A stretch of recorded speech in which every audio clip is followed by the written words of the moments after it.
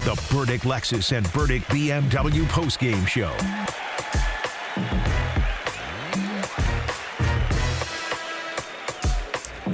Welcome into the Burdick BMW, Burdick Lexus, Burdick Ford, and Burdick Toyota postgame show here on ESPN Syracuse. I'm Mario Sacco, filling in today on a New Year's Eve, and not the outcome Syracuse fans were hoping for against the Clemson Tigers in their ACC opener.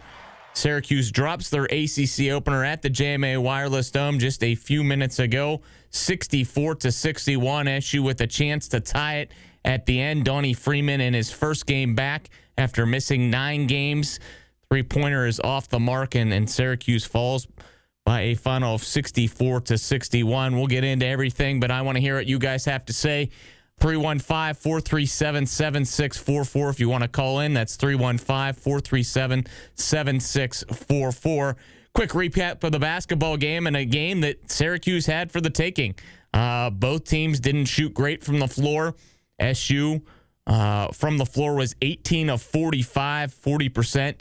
Clemson not much better, 27 of 56 for 48% from the floor. It was 29-28 at halftime between the two. Clemson went on a little run to start that second half and build a 10-point lead. SU would claw their way back, and it was the Donnie Freeman and Dylan Hunter show coming down the stretch.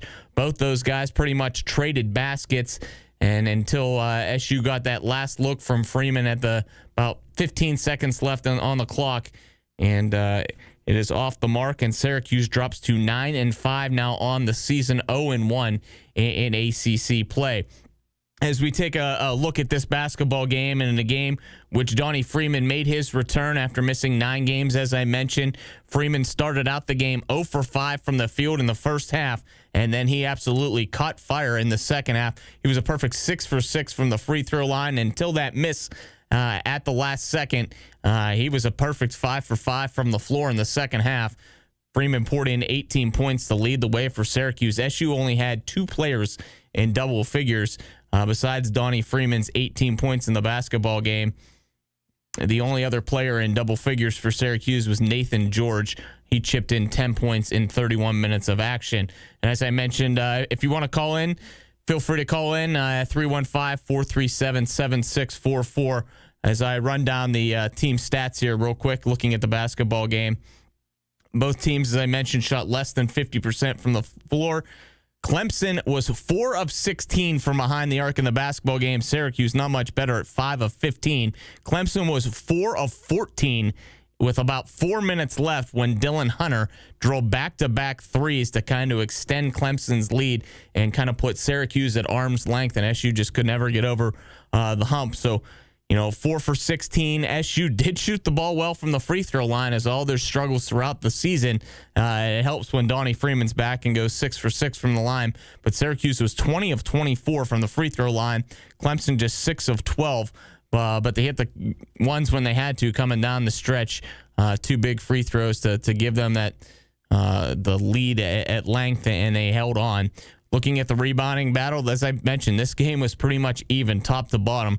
SU was out-rebounded by 1. Clemson had 31 rebounds compared to SU's 30.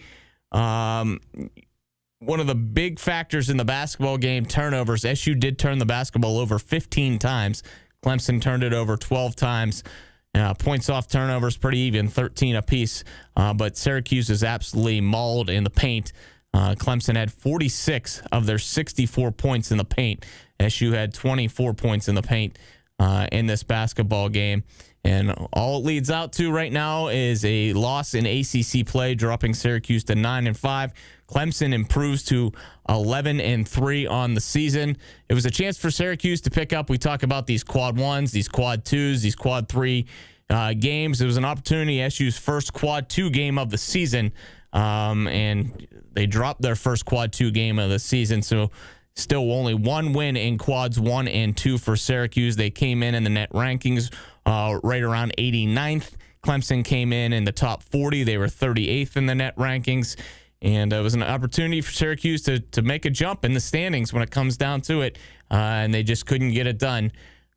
So we're going to open up the phone lines right away. As we open it up, we're going to go to Jordan in New York, as he's our first caller here on the Burdick BMW, Burdick Lexus, Burdick Ford, and Burdick Toyota postgame. Jordan, thanks for joining us. What do you think about the basketball game today? It was good to have Donnie. First of all, Happy New Year's. Thank you. It was good to have Donnie back. But there's so many different things within the game that just pissed me off. I called in after the Hofstra game. Yeah. I was the 15-year-old that talked to Gio. And again, the offense. How come I probably could count 10 times that we could not get the ball into the paint. Yeah. Here's two things, and I want to get your take on this. How did you feel the offense ran in the first half? I know they scored 28 points in the first half, but I want your analysis of how SU played first half and how they ran their offense from you. I think it was too much ISO ball. I mean, the second half, they actually, Donnie, I think it all went through Donnie. Yeah. Everyone was cold in the first half, so no one could do anything. And then once Donnie started hitting buckets, they went to him every time, and he scored 18 points. He had 0 points in the first half. Exactly. Yeah. And what I saw in the first half, and I mean, I'm the one that asked Coach Autry the question the other day in the post-game press conference about his offense, because I'm like everyone else, I'm watching these games, and you're seeing just what you said there. A lot of isolation, a lot of one-on-ones. And in this game against Clemson, especially in that first half, I thought they got the shots that they wanted. I feel Donnie rushed maybe one of his shots in the first half, that three-point attempt that he took. But as far as getting downhill and attacking the basket, like Syracuse was kind of getting the shots they wanted. They just weren't falling. And as much as we want to hamper on the style of play that this offense is for Syracuse, they scored 61 points.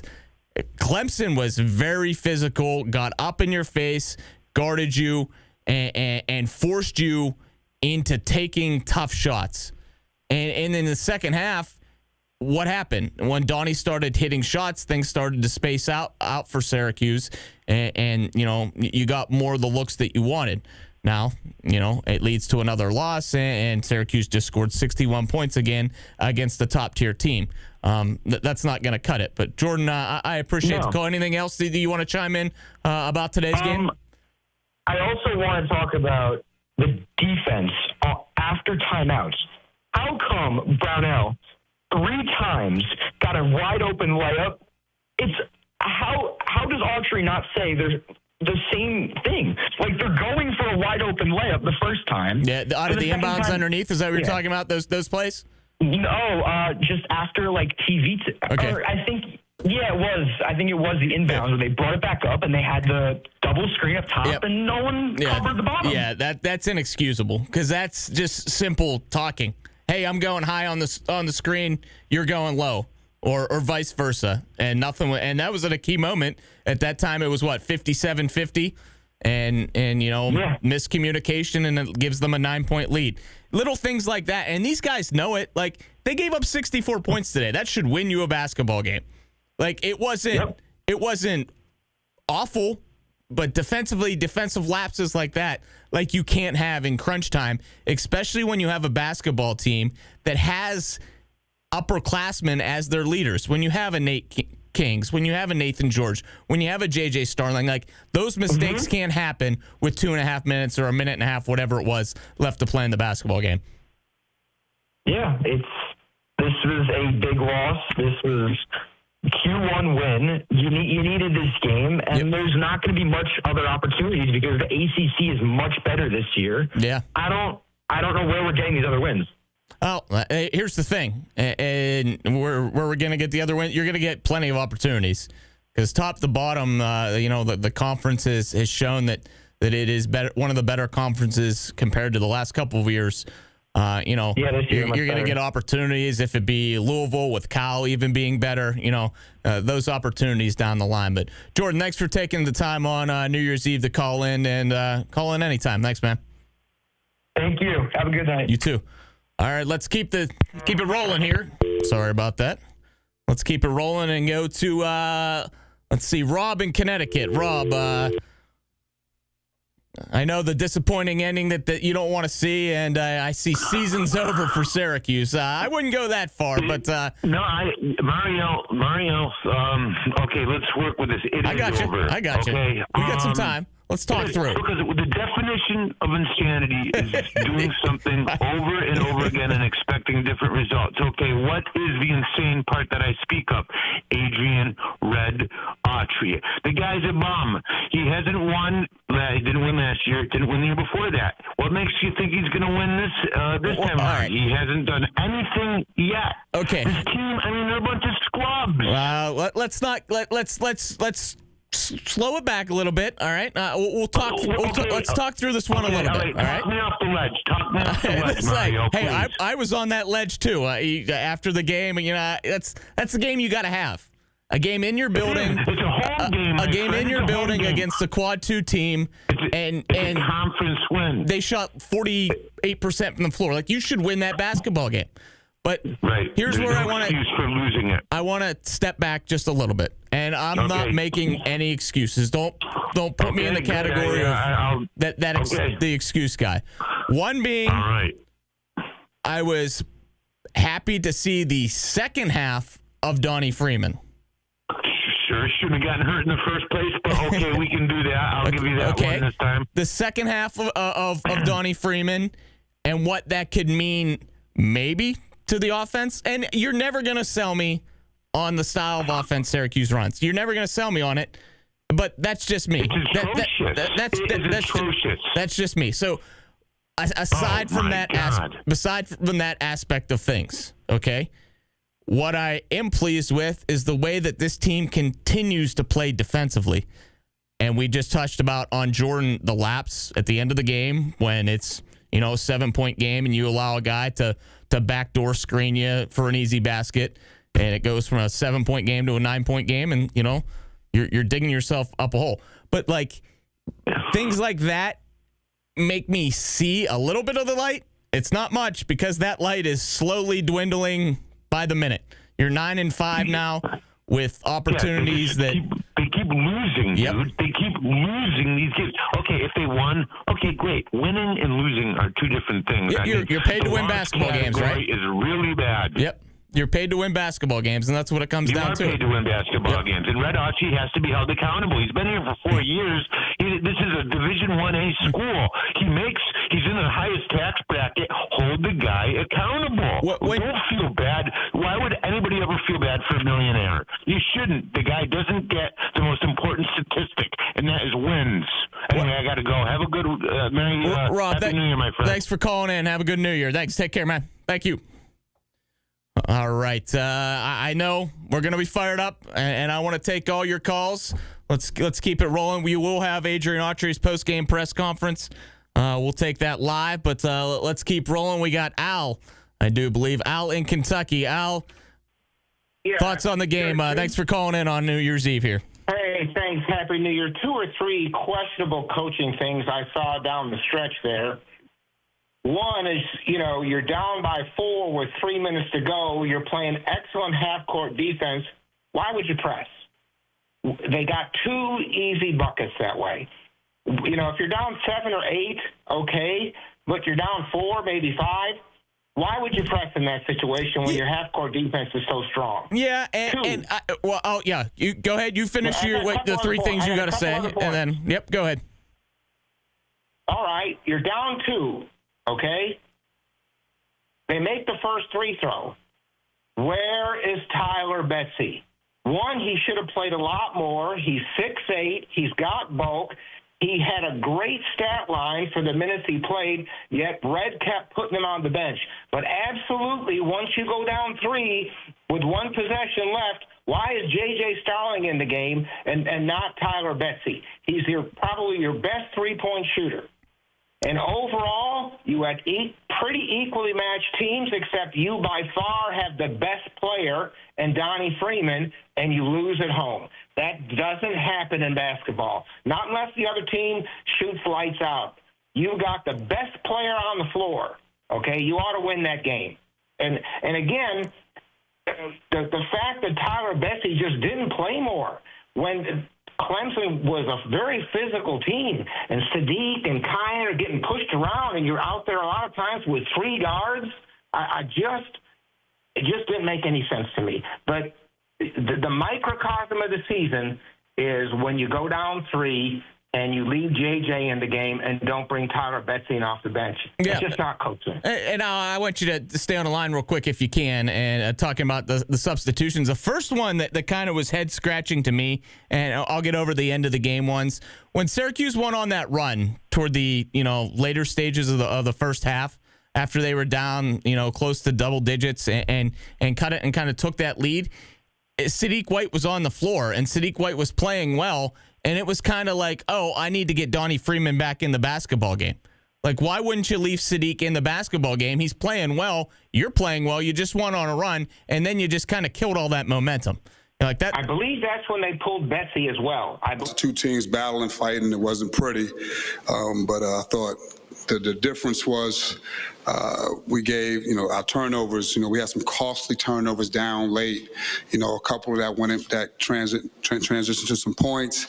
I thought that was the difference. Those turnovers that led into some points, and then especially late, they were timely turnovers that I thought changed the game, impacted the game. But everything else defensively, I thought we fought. Offensively, we got to do a better job. I thought, for the first time, the ball didn't move like we wanted to, and then, we just couldn't get JJ going. We need JJ to really, be involved in the offense. He's a big part of what we're doing. And, again, I thought Clemson did a good job of, keeping him out, pushing him out in those 2-man games, not letting him get any angles. I thought they did a good job of that. But, I think, you got to take care of the ball better, especially late. I thought that was really, what really, impacted us. We had a couple of possessions where we had the momentum going, and, we turned it over, and, it just kind of killed the momentum. Questions? Adrian, you guys said you really held them down from the 3-point line, and then Dylan Hunter made those 2 threes and then scored on the drive. Could you just discuss that stretch where they didn't get those 2 threes? Yeah, I thought we overhelped, and they did a good job of relocating, and that's what happened. He relocated up, and the guy turned, and we converged, and he turned back around and hit him for the shot. Again, the one thing that we wanted to do was make sure that they didn't have a ton of threes. We knew that they would go inside. That's a big part of what they would do. I thought we battled for the most part inside. And I thought we did a good job of containing, contesting the 3-point shot for the most part. But those 2 were big plays. But those things happen. I think we got washed down or overhelped, and they did a good job of driving, and they stopped, and they got relocated. Look back tonight, once a huge second half after some struggles to get going. What were your expectations of him tonight? Did you plan on playing him as much as you did? Typically that was not the plan, but like most players, once they get going, they want to play, and I thought, the second half was, he really kind of settled down a little bit and got himself going, and helping the team. Still a little rust, but for the most part, he's, I think he's going to continue to get better in that aspect, and I think the team, will get better. We got to function a little bit better. Sometimes when you have those, those insertions, it kind of disrupts things a little bit. Just that's natural. But overall, he definitely surpassed what I expected him to do today. What did you see from Donnie in his recovery process, and how did he still provide help to this team while he was away from the court? He stayed connected with our guys. That's a big thing. What we do, is staying connected. Through injuries, through ups and downs. The one thing that we do is we stay connected, and I thought he did a really good job of helping Sadiq, Tyler Betsy, just still being in everyone's ear, understanding what we're doing, because he's this is his second year back. So he stayed engaged that way with leadership and talking and being involved in practice as much as he could. Was it any kind of adjustment for the other guys to play with Donnie? Because he's been out for over a month, and they only play. Some of these guys, especially the transfers, only played 3-4 games to work out. Yeah, it was a couple of possessions. I thought, we had a chance to take advantage of a situation, and it was, you kind of felt like, they didn't kind of recognize that was Donnie in that situation. So a little bit, I thought a couple of situations that I thought that we didn't recognize, the personnel, especially offensively. I thought we could have did a couple of things. We missed a couple of things. Coach Nathan George, 6 assists with 3 turnovers and 2 penalties from the field. He forced some things today. What do you see? I thought early he came out, being ultra aggressive. I thought he took, took a couple of shots that, we wish we could take back, but we need him to be ultra aggressive. We need JJ to be aggressive. Again, we thought, that was one of the things that we wanted to do, just because, Clemson is a really good defensive team, so you just can't stand out there on the perimeter and pass it around. I thought we did that more in the second half. That kind of got us in trouble a little bit. But the first half, I just thought he came out being very aggressive, and he needs to be aggressive, to back people up, and we'll continue to be aggressive. That's how we play. We're gonna play aggressive on both ends of the floor. When Clemson is being so aggressive on defense, do you kind of adjust things? If there's certain things that you're telling your players to do this more obviously about if they're being aggressive on offense? Yeah, typically when you play against an aggressive team, you want to, they had us out, operating our offense a little further out than we would like. So, you got to, offensively, we got to try to get the ball a little bit closer and operate a little bit closer, whether that's walking someone and holding them off. It kind of disrupts the timing. It disrupts a little bit of timing of the play, but you got to be more physical offensively and run with a little bit more pace. So you got to match that physicality when you play against a team that's pushing you out. You talked about Donnie's performance, but this sort of passion when you see it on the court, whether it's being aggressive or just, engaging with the fans, how important is that moving forward, into the rest of the conference, like to have a player like that on the court that can perform well, but also kind of feed the energy up higher?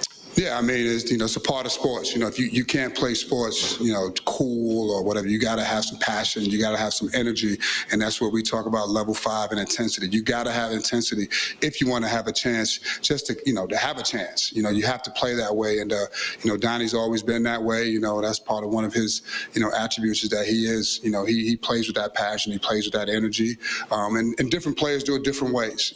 Some people are more outward, some people are a little bit more calmer, right? But you need competitive guys. The one thing I can say about this group, that the result wasn't what we wanted, but the fight was there. And as a coach, as long as you have the fight, that you can improve on some things, and we can improve on some things that'll give yourselves a chance. But you got to have a fight, and if you don't have a fight, you have no chance. And again, I was proud that these guys, we got down by 10, and they clawed their way back in, and we got it to a 1-possession game. Obviously, we didn't work out the way we wanted to, but the fight is something that we can continue to build on, all right, and clean up some other stuff.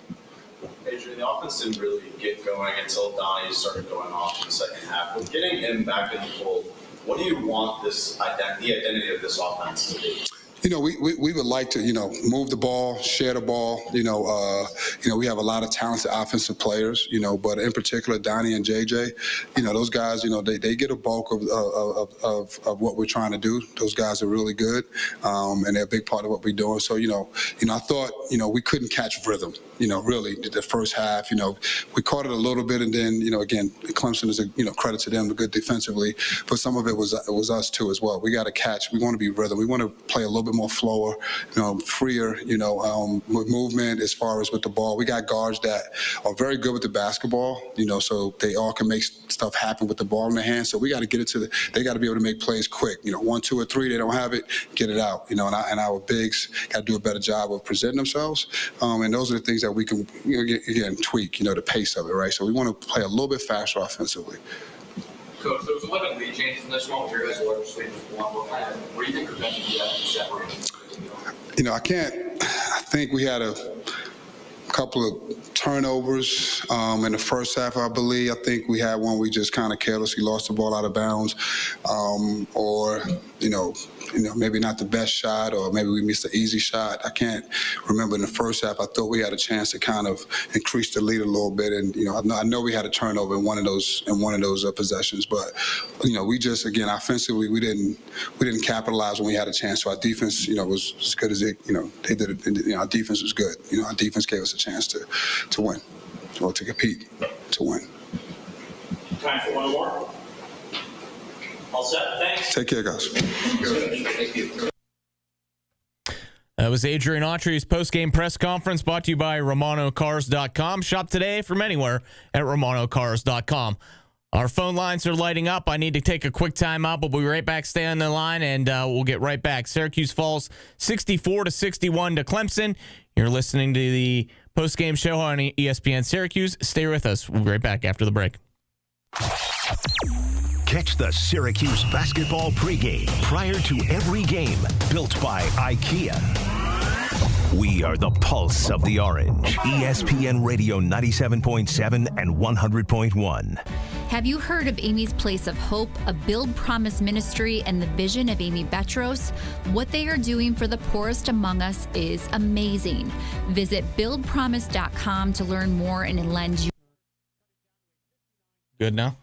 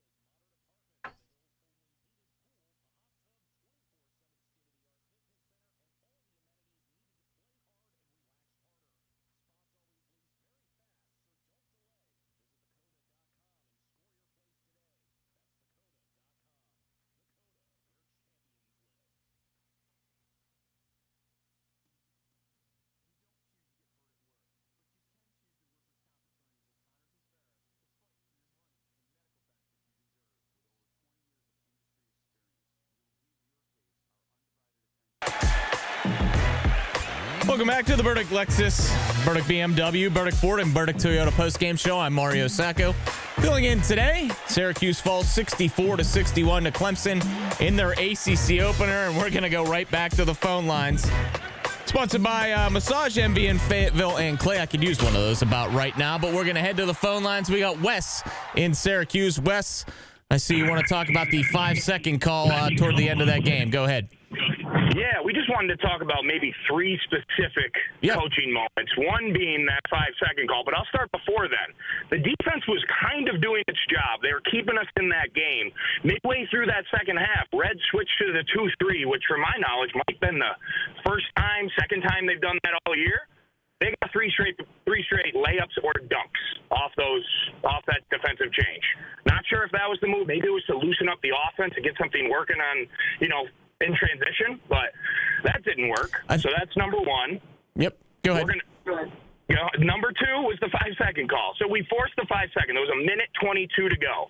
Why is our only baseline out-of-bounds play to draw up the center, whether it be Soiree or Kyle, to go to the corner and just catch the ball? That ended up in a turnover. We had one timeout at that point, which leads me into my third coaching point here. You had one timeout there. Why not call it? You couldn't get the ball in. You drop the same play you always drop. There's 39 minutes into the game. They know that that's your only inbounds, out of bounds, or baseline play. Yeah.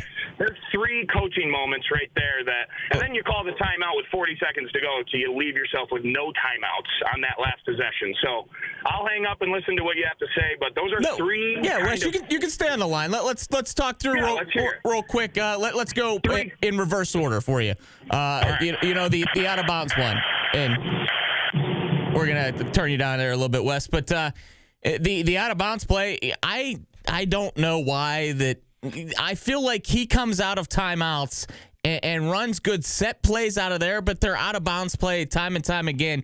You saw at the end of the game, Clemson was able to almost score on their out of bounds play. Like, SU has a tough time of getting anything toward the basket. I don't know if it's always not drawn up that way, or is you right? They seem to run that same, we'll lob it into the corner and try and work off of that. The timeout situation was kind of head scratching. You just scored, you cut it to 3, was to maybe set up your defense, but in a crunch game like that, I think you kind of have to save that toward the end. And the 5-second call just makes you scratch your head in more ways than one. But Wes, thanks for the call. I appreciate it. Hope you have a good new year. I know not the way most Syracuse fans want it to end here in 2025. Let's keep it rolling, and we're going to head out to Pat in Syracuse. Pat, good to hear from you again. They put the mic in front of me today, Pat, so I get to talk to you, bud. Hey, Mario. Happy New Year. How are you, buddy? I'd be better if we could score more than 61 points in a basketball game against a good team. Well, as you know, there's always some good high school hoops in Section 3 that'll carry us through the next couple months, right? The West Hill boys are pretty good this year, and Nottingham for that matter, but that's neither here nor there. Let's talk about the Syracuse game. Yeah, absolutely. I just wanted to start on a positive note, because there's not much positives to speak about.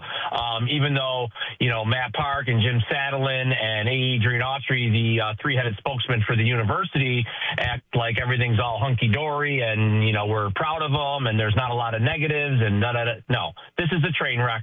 This is a tournament roster, and it's not a tournament team. It's not even close. Clemson is a middle-of-the-road, probably not even top 6 to 7 in the ACC. They'll probably finish at best 5th, and they could finish as low as 10th. And Clemson really controlled the game.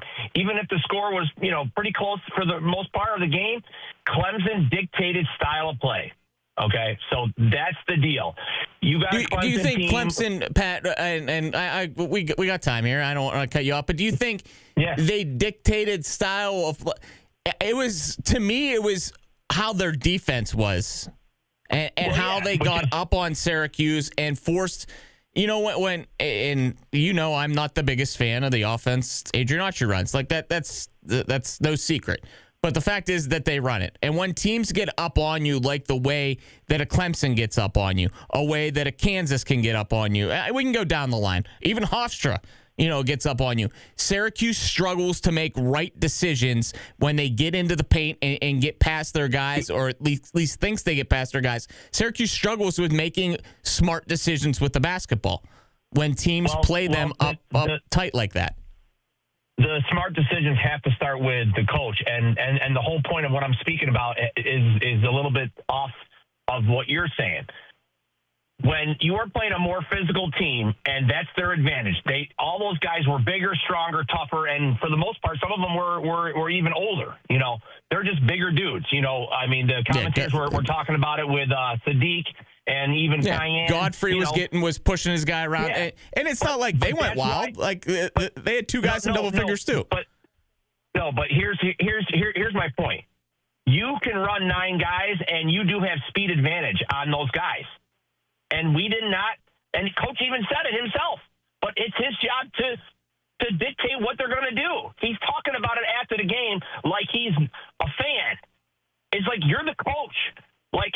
How many times you got to tell a guy to push the ball? If he's not pushing the ball 4, 5, 6 times, then I don't. How did Syracuse go on their run in the first half?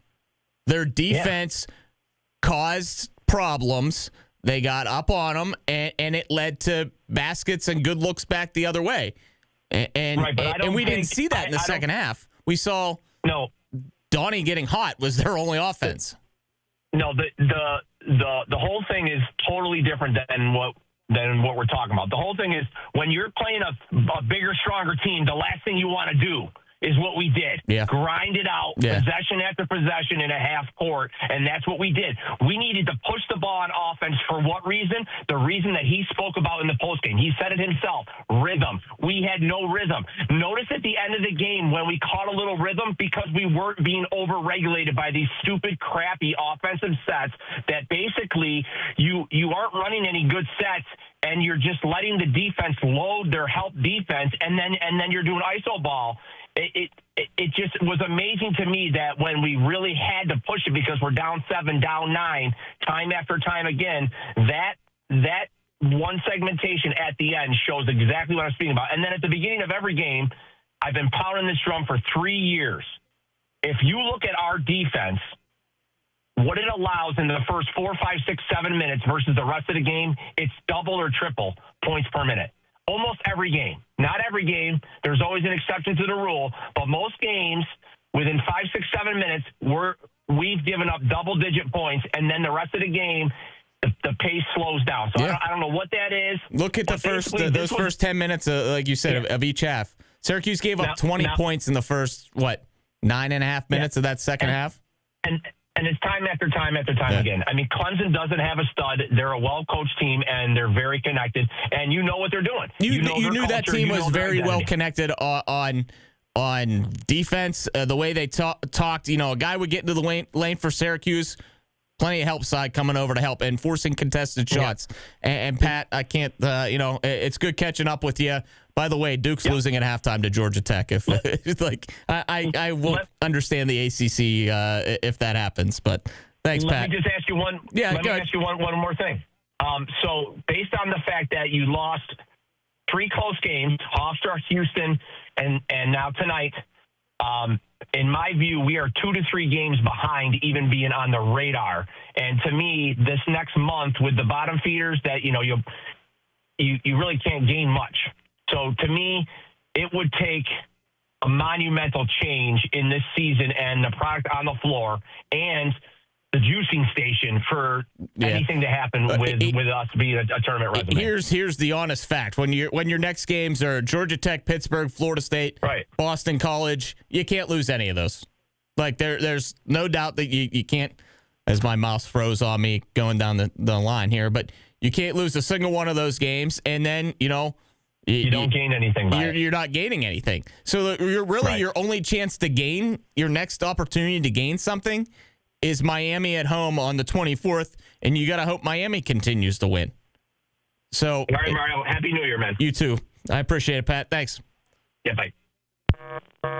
Eventually, I will get the buttons working here. Looks like we lost Drew. I apologize, Drew. If you want to call back in, we got plenty of time. But yeah, it's frustrating when the same things are happening over and over again with this basketball team in close games. As it looks like we do have Drew. I apologize. We're going to go to line one. Maybe this is Drew. Maybe it isn't. We'll find out. All right. Let's hear what you have to say. Syracuse falls 64-61. I apologize. My call screener went blank. Is this Drew? No. Do you have me on the line? I do. This is not true. This is Ryan in Boston. Ryan, I apologize. The call screener, I got phone lines lighting up. They brought a rookie into work today. I don't know what's happening, Ryan. But. Yeah, no. You're good. I'll make it quick so you can get the drill. Yeah, you're good. You're good. Take your time. So I basically have one bone to pick, maybe with you and Steve and Paul and everyone else on. Otherwise, I think I agree with a lot. One thing is everyone talks about the number of opportunities we have in front of us. And I would say we would have opportunities if we looked at the season in a vacuum, because the problem is we've beat one good team. So, this is my issue where we say, oh, yeah, well, we can still beat Duke, we can beat Virginia, we can beat Louisville. I would say that if we show that we can beat good teams, we've beaten one good team. Do you understand what I'm saying there? No, you got to prove it. And SU has proven it one time. This was their fifth time that they've played a top 40 team in the country. And Syracuse is now 1-4 against those teams. And as you said, it's not cutting it. So what if you have opportunities against the Miami and NC State that are going to be quad 1 or quad 2 games? Until you can win more than one of those, till you win 2 of those, then as you said, come talk to me. But it hasn't happened. Come talk to me. Yeah. Yeah. And one final thing I'll say is everyone's calling for Red's head. Again, I think I've called and I feel like I've said this before. Yeah. Stop calling for his head because he's not going to leave before the end of the season. And if we're not playing in March Madness, now Wildhack is kind of he seemed unsure and seems like he was playing the political language game again when he was on last week. Oh, I don't know, significant games, what do you want to call that? But listen, we're probably not going to make the tournament at this rate, and he's probably going to be gone. So focus your attention on something else, I guess. But thanks for taking my call and. Go Cuse. You too. I appreciate it. Thanks for calling in. I mean, Coach Autry isn't going anywhere. SU has still a lot of more games on the table. This is a 9-5 basketball team still. I'm not putting any silver linings. It was a loss. It was an opportunity that you had to pick up a quad 2 win, and it didn't happen. And, now you're digging yourself more of a hole, and we're going to go right back to those phone lines. Drew, I think I finally got you. I apologize for keeping you waiting, but I see the offense we want to talk about, and, I tend to have the same questions as probably you do, Drew. All right. So let me just say this. What they run is a 3-man weave at the top of the key, and you have to have shooters to run that kind of offense. That's a CYO offense. That's not a college freaking offense. He gets out-coached every time now. I stuck up for Red for a long time, but enough is enough. Your coach speak, your nonsense about, we have to have level 5, we have to have level this. Enough is enough. Listen, they made the wrong hire. They should have hired Jerry right from the start. This would have been a way different thing if they hired Jerry right from the start. And I hate to say it, but I want to touch on, for you, when you're watching this, did you see any changes today? Let's take the first half aside from the way Donnie started. Did you see any changes that offensively that you could be, I don't know if excited is the word, positive about going forward with now Donnie inserted into that lineup when you look at this offense? Well, yeah, but at the same point, Mario, that you're running a CYO offense, a 3-man weave at the top of the key. And unless you have shooters, you don't have anything if you're going to run that offense. You can run a pick and roll as much as you want, but if you don't have somebody to either get the ball to the post and get it in, and then when you don't, everything goes to a panic, and we don't have any shooters that can truly knock it down.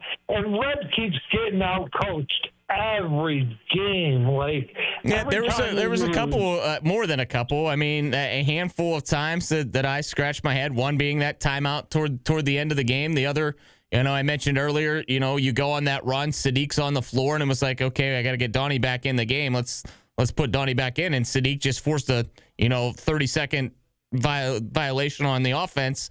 And, he's subbed out to sit. So, like, little things like that, I kind of question. But, Coach Autry can't throw an inbounds pass where the guy steps on the inbounds line. He can't, Nathan George dribbles into two guys and turns it over. Like, little things like that shouldn't be happening. And, Drew, I'm the first to admit that I don't like the style of offense that's run. I'll be the first to admit that. But, like, things like that, you can't have out of your leaders, your Nathan Georges. But Mario, where is Plan B when Plan A doesn't work? Yeah, well, there is no Plan B. Yep. That's the problem. It's always just Plan A, Plan A, Plan A. There's no Plan B. Like, we don't have another offense that we can screen down or bring somebody up to the foul line or do something like that. It's just not that. It's just the same thing over and over and over. The definition of insanity is doing the same thing over and over again and expecting a different result. I hear you. Well, Drew, thanks, Mario. I appreciate it, and have a good rest of the new year. Enjoy your New Year's Eve. You too. Bye. It's tough. I understand. And I'm like the rest of you. You want to see this team succeed. You want to see Coach Autry succeed. He does bleed orange. He spent, 3/4 of his life here in the Syracuse area. But time and time again, the same things keep coming up.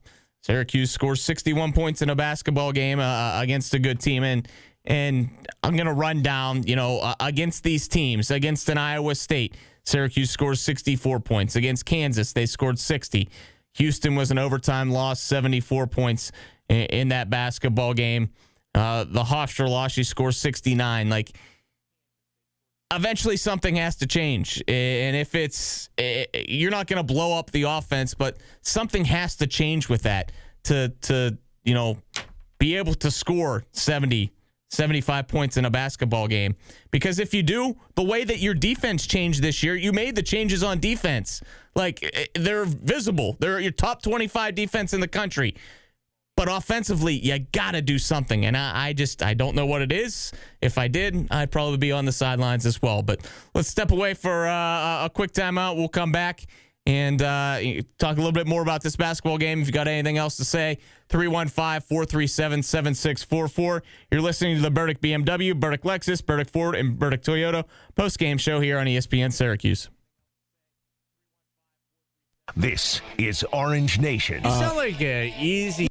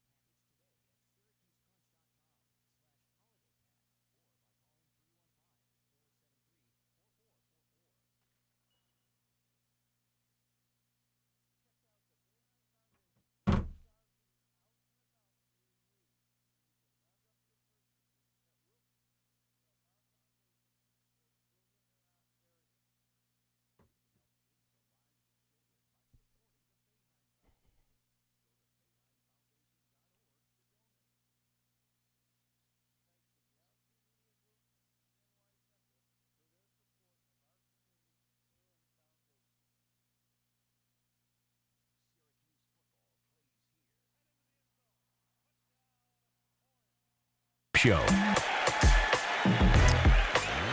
Welcome back to the Burdick BMW, Burdick Lexus, Burdick Ford, and Burdick Toyota's post-game show. I'm Mario Sacco here, coming off a 64-61 loss to Clemson as Syracuse drops to 9-5 on the season.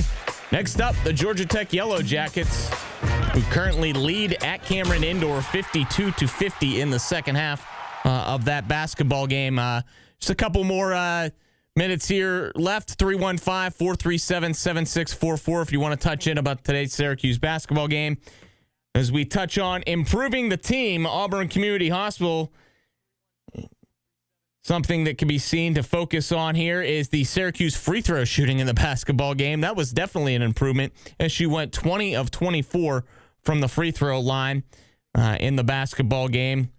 But still, it is a 3-point loss as you drop to 0-1 in league play. We're going to go right back to the line. We got Patrick in Syracuse, and he says it's not time to panic. I like the optimism, Patrick, but quite frankly, you're running out of time to start stacking up some wins, Patrick. First off, thanks for taking my call. No problem. We just got Donnie back in the lineup. He played a good game. William Kyle's out there playing his heart out. Yeah. That last block he had, right? Yes. Unbelievable block. But what are we doing out of a timeout? What are we letting them giving an open layup right there, then causing the foul? That's really not his fault. Now we got to shore up. And free throw was good today. But I think there are a lot of strong points about this team that we can't forget about. Defensively, we lead the nation in blocks. I think we lead the nation at shooting percentage. I think what when you're looking, Patrick, and what it is keeps coming up time and time again, and I want to continue to hear from you, is we talk about the good things. The change that they had defensively in this basketball team from last year to this year is night and day. Yeah, 100%. Yeah. That you can build on. Getting your best player back into the starting lineup, and you saw what he's capable of in that second half. He had 18 points. And at times was unstoppable. I mean, between him and the Hunter guy, they literally scored 16 points between the two of them in about a minute and a half. That's stuff you can build on. But what is continuing to be head-scratching is crunch time opportunities and not being able to capitalize on them. And that's time and time again when you're going up against these teams. Do you feel the same way? No, the way I see it, first off, we have a whole lot of young players between Sadiq, Kayana. Love the guy. He makes a whole lot of plays, but he's still a young player. Makes he makes young mistakes, but you can't blame the guy because he's young. Right? He still is a freshman. But eventually, that every team in the country is that way. Do you understand what I'm getting at? I actually disagree because every team in the country, they're relying on the portal. It's a lot of seniors going around. The freshman game is not what it used to be. There's not a lot of development like it used to be, and I think this Cuse team has development. But you're seeing those mistakes out of your senior guys too, like Nathan George today. You can't have some turnovers. But I don't mean to cut you off. I have that problem all the time. But go ahead. Me as well. No, you can't have some of those turnovers, but I think going to the tournament, first off, you can't lose the Dome. That one's going to hurt. And obviously, the Hofstra loss is just embarrassing, but there are a few quad ones left in our schedule that we can pick up. And the tournament, the selection committee has always loved us. Yeah. If we could pick up a few quad one wins, a couple we sneak in with 17, 18 wins, I could see us getting 16, 17 wins looking down the schedule with a few good quad wins. Listen, when it comes to the month of February is going to make or break this basketball team. Yeah. And that's what it's going to come down to, because when you're looking at your upcoming schedule, and I'll get it in just a minute, when you got, North Carolina, you're going to play them twice. You got your Virginia, your Dukes in there, your Louisville's. You're going to have 5-6 opportunities coming down the stretch to pick up wins, but you can't be losing to a Boston College or a Pittsburgh this year, as much as Pittsburgh was in that Miami game last night. You can't lose those games. What frustrates me the most about this team is they play to the level of their competition. Yes, and that's what I was getting at. This is a team that played Houston to a 1-point game. Yeah, made a free throw. You win that, right? Doesn't have that hammer down mentality of, against a team like this, we need to win. And what team is going to show up, I guess, is really what the issue is. You put it better than me. You can come and sit in this chair next time when they call me. So I appreciate it, Patrick. Thanks for the call, and have a good rest of the day. Thank you. Don't panic yet. That's my notion of Syracuse. Don't panic yet. I hear you. Cardiac Cuse for a reason. Take care, Patrick. Thanks. You as well. Happy New Year. All right, let's look at that lineup as we can before we hit one of our last breaks here. Syracuse, next up for them will be a trip to Atlanta to take on Georgia Tech. As I mentioned, a Georgia Tech team that's giving Duke all they can handle right now. A Duke team that I literally think will be in the Final Four this year with Boozer, with the Boozer twins. So they got Georgia Tech on Tuesday. Then from there, they travel to the Peterson Event Center, which has been the House of Horrors for Syracuse, to play in on Saturday. The following Tuesday, they return home when they will host Florida State, and then they will travel to Boston College. So 3 out of the next 4 games for Syracuse will be on the road in league play. But when you're looking at those road games, those are games that you need to win. They're not going to be the sexy quad 1 or quad 2 opportunities, but you can't cough up games if you want to be a tournament team against the Georgia Techs, the Pittsburghs, the Florida States, and quite frankly, a very bad Boston College team this year. So those are your next 4 games when you look at the schedule. We're going to step away for one more timeout. When we be back, we'll kind of wrap up the show, take a look at the box score, and what's next for the Syracuse basketball team. You're watching and listening to the Burdick BMW, Burdick Lexus, Burdick Ford, and Burdick Toyota postgame show here on ESPN Syracuse. This is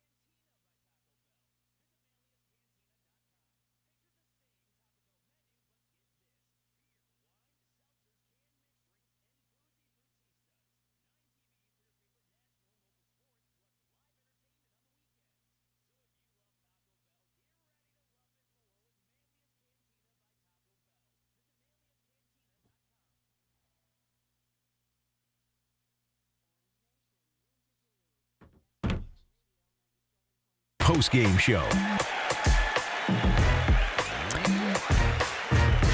We wrap up the show here today on the Burdick BMW, Burdick Lexus, Burdick Ford, and Burdick Toyota ESPN Syracuse postgame show, where SU loses by 3 to Clemson, 64-61 in their ACC opener. Let's take a look down at the stats here in the basketball game. I did the team stats already, but when we're looking at Syracuse and the box score, only 2 players scoring in double figures for the Orange, who shoot 40% from the field today, 18 of 45. Donnie Freeman was the leading scorer in his return after missing 9 games. Donnie played 28 minutes of action. He did not start. He came in at about 16, 15 left to play in the first half and, played a majority there in the second half. He started the game 0 for 5, finished 5 for 11 from the field, 2 of 5 from behind the arc, and a perfect 6 for 6 from the line. He also added 9 rebounds in the basketball game, all defensive rebounds. A great promising thing for Donnie Freeman to see him back in there and what he was able to do in the second half. Your only other player in double figures was Nathan George. He'd finished 2 of 9 from the field, 6 rebounds, 6 assists, turned the basketball over 3 times in 31 minutes of action. Rounding out the scoring, Tyler Betsy played 16 minutes. He had 8 points. Kyan Anthony, 15 minutes, 7 points. You got 15 points out of those two in, a combined 31 minutes of action. And, you really didn't see him down the stretch. And when Syracuse needed that three-pointer guy late, Betsy was the one sitting on the bench, but he finished perfect 3 for 3 from the free throw line. Kyan was 3 for 4 from the free throw line. And here's kind of the head-scratching thing. JJ played 34 minutes, 2 of 7 from the field, 4 points. Nate Kings, 28 minutes, had 5 points. William Kyle, 25 minutes, 4 points. Kyle only had 4 rebounds in the basketball game. And Sadiq White played 10 minutes, 2 points. And Soiree had 3 points in 12 minutes of action for Syracuse. SU was 5 of 15 from behind the arc, 20 of 24 at the free throw line. When you look at Clemson, they only had 2 players in double figures. RJ Godfrey had 14 points in 29 minutes of action on 7 of 9 from the floor. Basically, everything that he shot was pretty much within 5 feet and in. He did have 1 3-point attempt that he pretty much airballed. Dylan Hunter had 10 points, and 8 of those coming for Hunter literally in the last 3.5 minutes of the basketball game when him and Donnie Freeman traded 3-pointers and a couple of free throws coming down the stretch there. So he had 10 points. Porter for them, a couple of tough takes at the end. When Syracuse decided to press 2-on-1s, kind of taking it into William Kyle's chest. He'd finished with 9 points in the basketball game. And as I mentioned, they were 27 of 56 was Clemson for 48%, 4 of 16 from behind the arc. But at one point in time, they were 2 of 14 until those Hunter threes late kind of helped to seal the deal for a Clemson win. As I mentioned, Syracuse will travel to Georgia Tech on Tuesday to take on the Yellow Jackets. The Yellow Jackets team right now, last time we looked, they currently trailed Duke with about 11 minutes to play in the basketball game, 59-56. We're going to take one more call. We got Vito in Clay. Vito, long time since been catching up. How are things going here on your New Year's Eve day, Vito? I was hoping for a win to brighten up the night. You and me both, buddy. You and me both. I'll have a couple of cold sodas after. Yeah, I'm gonna start the call with the big picture outlook and all that, and then I'll talk about the game if I have a little time. Yeah, I got some time. Go ahead. I do want to say though, I go every year to Boston. I fly out there to see them play. My nephew and my sister, and then them live out there, and I always hope that they're in contention.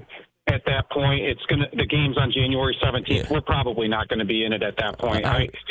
Do you wear your parka in that arena? It's like 2 degrees every time I film a game up there. Oh, really? I didn't notice that. But it's a nice, quaint little arena. It is. It's well lit because it's a hockey arena underneath the hardwood floor. But I apologize. Keep going, Vito. Oh no, you're good. I like the little tidbits of info. I didn't know they played hockey in there. Anyway. Here's my thing. I'll start with this. I look at Autry and I look at a guy like Danny Hurley, and I was reading the USA Today sports article the other night. The teams that Wright or whoever it was felt could win the national title. And it gave the 10 top teams, and I know UConn's going to be in there. And I started Houston at 10. I think BYU was at 8. And I keep scrolling. I'm down to 5. I still don't see UConn. I finally see them at 3. And I'm just, as a Syracuse fan, you have no idea how freaking disgusted I am with where we are and where UConn is. And I firmly believe, I mean, if you go on the fan board, the main one that everyone likes, you see how they when Boeheim left, there was a lot of sentiment on the board that he wanted a continuation of his legacy. Therefore, you had to hire a former player or someone who was already in the pipeline, already on the staff. And a lot of people are blaming it on that. I feel you can do that as long as the guy is deserving of the role. I don't think Autry was deserving of the role. I don't think he had enough pedigree, enough history yet to give him this big power forward job. So that being said, I agree with the earlier caller who said Betsy should have been in there more. I didn't understand why he wasn't in there more.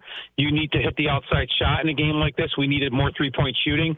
What frustrates me, Vito, is it's time and time again coming down the stretches of situational basketball that is hurting Syracuse.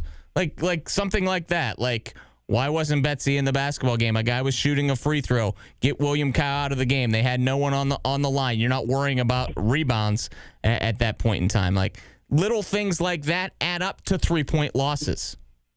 And it's happening time and time again. And you mentioned, and I'll let you go back in here in a minute, but you mentioned when you're looking at teams' chances to win a national championship. Like, I'm looking at the coaches poll and the top teams in the country right now. And I'll go from 13 up. You got Louisville in there. You got North Carolina. You got Michigan State, Houston, Gonzaga, Purdue, Duke, UConn, Arizona, Michigan State. What do all those teams have in common, Vito? The coaching. They have excellent coaching. And you can even throw BYU and Vanderbilt are the other kind of teams that I left out of there, and Nebraska for that matter. But, like, it matters. Like, Michigan got the right guy in there, and look what he's done. Like, they are a wagon this year. Like, I will say this to you, Mario. If you took Danny and put him as head coach of this team, do you think they would be 9-5? No. I think they would have lost to Hofstra? No. I think at most they would have one loss, and it would be that Iowa State loss. Yep. And I'm just. I can't, because the talent is there. Like, to me, I think the talent, like, this is the most talent SU has had on a basketball team in maybe the last 7 years. Yep, 100%. William Kyle, to me, I said it in the call earlier this year, like, he completely, not just me, he's caught the whole fan base by surprise how good he is. I mean, when he was at UCLA. I mean, you can't watch tape. You go back and try and watch tape on him, there is none. You know what I mean? Like, you didn't know what you were getting.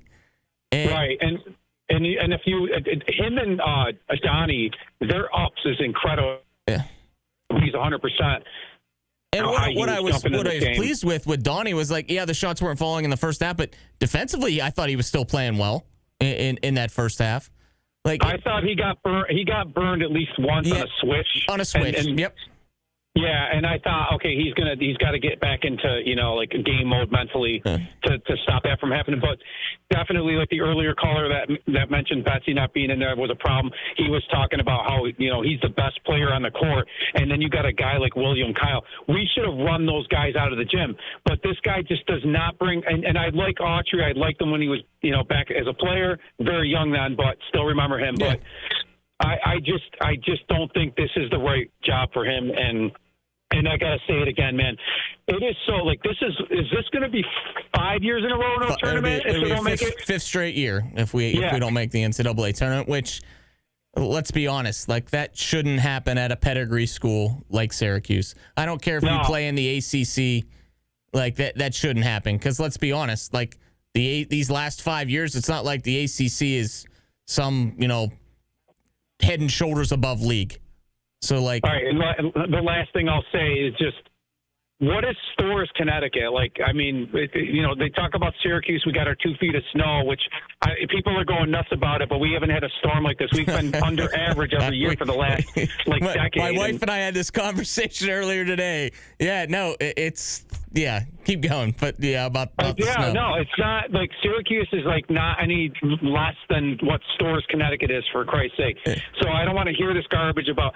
So why, like, if you look at, they lost Stefan Castle, they lost Donovan Klingen, Andre Jackson, and he just retools, and we can't freaking make the tournament here. I heard that he's got to not only make the tournament this year, and this is from people I know close to the program. Mm-hmm. He's got to make it and win one game to stay. Yeah. And I think that the silver lining is the more they lose, we're not going to win a title with this dude. It's just not going to happen. So the more they lose, the closer we are to getting him replaced, because this is a big chunk of our lives, man. We're all getting older, and we're not able to see Syracuse with a crack at the title, and it stinks. And Vito, first off, I appreciate the call, and I'm with you. I understand that you're it's not Adrian Autry, the guy. And I think that's where some, fans are one on one spectrum, one on the other. Like, no one wants to see, a coach fired. But, when you're paid to win basketball games, you got to win basketball games. And definitely. Right now, it's not happening, and it's frustrating for both the Syracuse fan. It's frustrating for Adrian Autry. You've probably seen his face time and time again after these basketball games. And you talk about, like, running out of time. Like, I hear you. Like, I'm a Pittsburgh Pirates fan. Like, I've had one good year in my lifetime of Pirates baseball. Well, let me ask you this real quick. Yeah. Let me ask you real quick, based on what you just said. If I told you 22 years ago in 2003 that we would not win another title, would you be shocked? Like, with all these players, I would be very shocked with the pedigree of coach that you had. And I grew up in Western Pennsylvania. I grew up a Pitt Panthers fan, so it wasn't like I didn't watch Syracuse basketball games. Like, I watched them. If it wasn't Pitt on, I was pretty much watching them every time they were on air. So I would be completely shocked that this team is where it is right now, not making 5 straight NCAA tournaments is the way it's looking. Let me say one more thing. Carmelo has got to be wondering in his mind, because if you're Carmelo and your son, they're looking, him and Lala are probably so looking forward to the glitz and glamour of the NCAA tournament, watching their son have that opportunity that he had. He's got to be saying to himself, gosh darn it, like, this 1 year wasted, he's not going.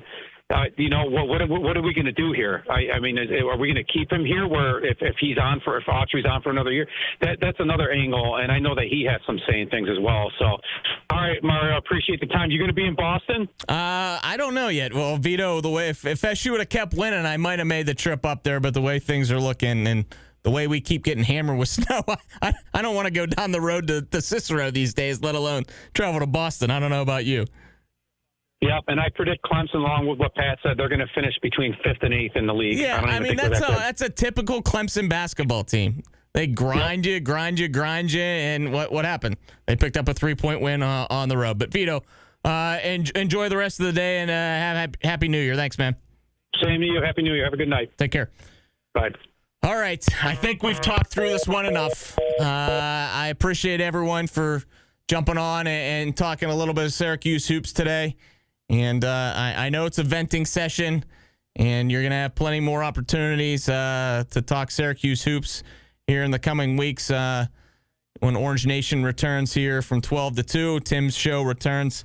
The SU women do play tomorrow. Hopefully we can get back in the winning column there, as Felicia Leggett Jack's squad will take on Florida State at the JMA Wireless Dome. You can listen to that game, I do believe, right here on 97.7. And, so they are 11-2 on the season, looking to bounce back from their second loss. They fell to Duke last Sunday. But the story today, Syracuse falls to Clemson 64-61 at the JMA Wireless Dome, dropping the Orange to 9-5 on the season, 0-1 in ACC League play. Thanks for tuning in to the Burdick BMW, Burdick Lexus, Burdick Ford, and Burdick Toyota postgame show. I'm Mario Sacco. Have a great rest of your 2025. We'll see you again in the new year. Take care. Thank you.